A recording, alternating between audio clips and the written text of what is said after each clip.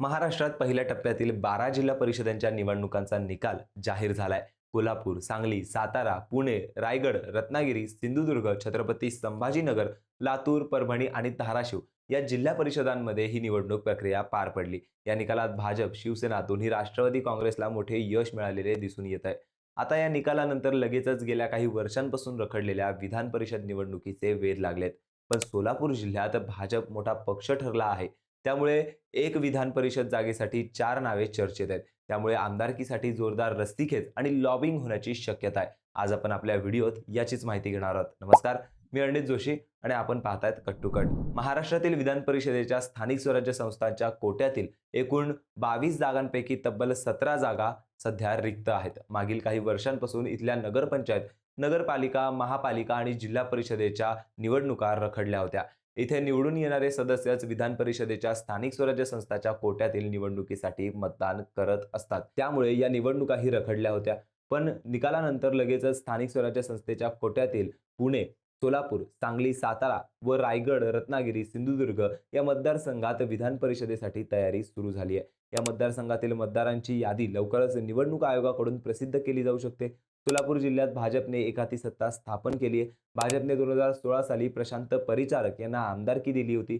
आता मात्र अनेक जण इच्छुक आहेत. त्यात भाजपची कामगिरी दमदार राहिल्यामुळे अनेकांना आमदारकीचे वेध लागले आहेत. यातील संभाव्य उमेदवाराबद्दल आपण बोलूयात. या यादीत पहिलं नाव आहे प्रशांत परिचारक यांचे. मागील खेपेला या जागेवरती माजी आमदार प्रशांत परिचारक हे निवडून आले होते. परिचारक हे पंढरपूर पोटनिवडणुकीत आणि 2024च्या सार्वत्रिक निवडणुकीत विधानसभेला इच्छुक होते. पण भाजपने त्यांना थांबवत समाधान अवताडे यांना संधी दिली होती.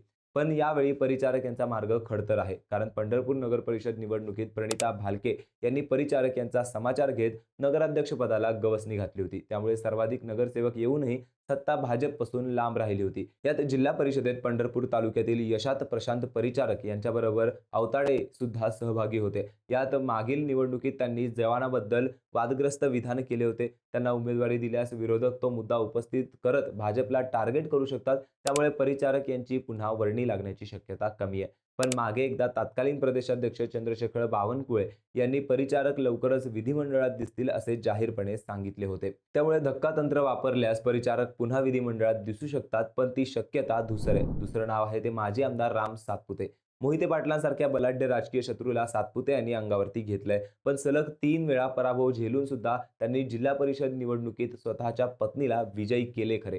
पण जिल्हा परिषदेत 9 पैकी 7 आणि पंचायत समितीत सत्ता स्थापन करत मोहिते पाटील यांनी आपणच किंग असल्याचं सिद्ध करून दाखवलंय.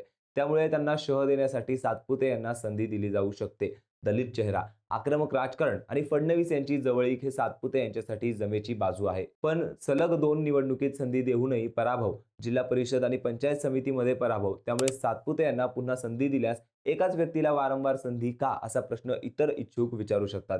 त्याचबरोबर ते मूळ बीडचे असल्याने स्थानिक उमेदवार डावलून बाहेरच्याला संधी असे चित्र निर्माण केले जाऊ शकते. त्यामुळे सातपुते यांना उमेदवारी मिळवण्यासाठी जोरदार प्रयत्न करावे लागू शकतात. केवळ मोहिते पाटील यांना राजकीयदृष्ट्या अस्वस्थ करणे या एका कारणासाठी सातपुते यांना आमदार पदाची संधी मिळू शकते. सोबतच नव्यानेच पक्षात दाखल झालेले माजी आमदार राजन पाटील हे देखील चर्चेत आहेत. त्यांनी नुकतंच राष्ट्रवादीतून भाजपात प्रवेश केला आहे. अनगर नगरपंचायत निवडणुकीत त्यांनी बिनविरोध सत्ता स्थापन करून दाखवली. उज्ज्वला थिटे यांनी सनसनी निर्माण केली खरी, पण ती न्यायालयात टिकू शकली नाही. मोहोळ विधानसभा मतदारसंघ आरक्षित असल्यामुळे पाटील सांगेल तोच उमेदवार त्या ठिकाणी निवडून येत होता. त्यावेळी जिल्हा परिषद आणि पंचायत समिती निवडणुकीतील देखील त्यांनी मोठे यश भाजपला मिळवून दिले होते. त्याचबरोबर साखर कारखाना, बँक यासारख्या सहकार क्षेत्रावरती त्यांची पकड आहे. त्यामुळे राष्ट्रवादीने वारंवार केलेली चूक दुरुस्त करत भाजपा राजन पाटील यांची विधान परिषदेवरती पुनर्वसन करू शकते. बार्शीचे आमदार राजेंद्र राऊत यांचे देखील नाव या यादीत आहे. राऊत यांनी तालुक्यातील जिल्हा परिषदेच्या आणि पंचायत समितीच्या सर्वच जागा जिंकल्या आहेत. सलग 5व्यांदा पंचायत समितीवरती सत्ता राखली आहे. त्याचबरोबर बार्शी नगरपालिका देखील त्यांनी सलग दुसऱ्यांदा जिंकली. जिल्हा परिषद आणि पंचायत समिती निवडणुकीत तर राऊत विरुद्ध सर्व असे चित्र होते. पण त्यांनी दणदणीत विजय मिळवत विरोधकांना धक्का दिलाय. राऊत यांनी दिलीप सोपल यांचा एकछत्री अंमल संपुष्टात आणला आहे. 2019च्या निवडणुकीत अपक्ष विजयी झाल्यानंतर त्यांनी फडणवीस यांची भेट घेत बिनशर्त पाठिंबा दिला होता. त्याचबरोबर राऊत यांनी फडणवीस यांच्याशी जवळीक नेहमी दिसून आली.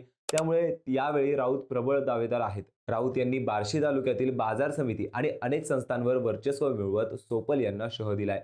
मनोज जरांगे पाटील यांनी फडणवीस यांच्यावरती टीका केल्यानंतर राऊत यांनी जरांगे यांच्या विरोधात मोर्चा उघडला होता. त्यावेळी राऊत यांना विधानसभेला पराभव पाहावा लागला होता. आज मात्र तालुक्यातील अनेक गावात त्यांच्या गटाची सत्ता आहे. त्यामुळेच जिल्हा परिषद आणि पंचायत समितीत त्यांनी धक्का दिला. त्यामुळे राजेंद्र राऊत यावेळी विधान परिषदेसाठी प्रमुख दावेदार आहेत. या माजी आमदारांबरोबरच पडद्यामागून हालचाली करणारे, पक्ष संघटनेत काम करणारे माजी जिल्हाध्यक्ष शहाजी पवार यांचेही नाव पुढे येऊ शकते. याचबरोबर दिलीप माने यांनाही लॉटरी लागू शकते. पण त्यासाठी लॉबिंग आणि कोण राजकीय वजन वापरणार हे देखील पाहणे महत्त्वाचं आहे.